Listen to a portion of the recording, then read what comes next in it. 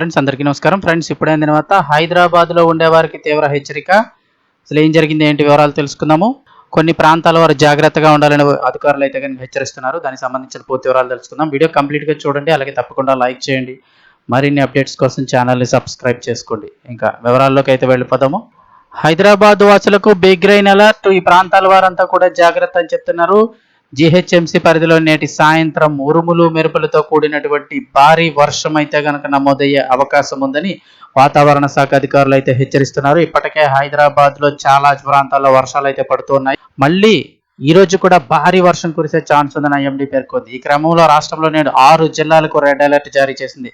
గంటకు 60 నుంచి 90 కిలోమీటర్ల వేగంతో ఈదురుగాలులు వీచే అవకాశం ఉన్నట్లుగా అంచనా వేస్తున్నారు.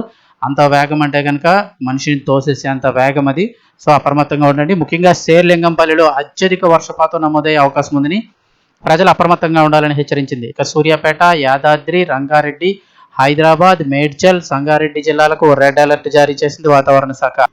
భారీ వర్ష సూచన నేపథ్యంలో ప్రజలు, అధికారులు కూడా అందరూ అప్రమత్తంగా ఉండాలని కోరింది. ముఖ్యంగా మొయినాబాద్, శంకరపల్లి, మోకిల, కొల్లూరు, తెల్లాపూర్, నాగులపల్లి, నల్లగండ్ల, పటాన్చెరు, బిహెచ్ఎల్, ఆర్సీపురం, అమీనాపూర్, అలాగే కోకాపేట్, మణికొండ, హిమాయత్ సాగర్ ప్రాంతాల్లో ఇప్పటికే మోస్తరు వర్షం అయితే కురుస్తోంది.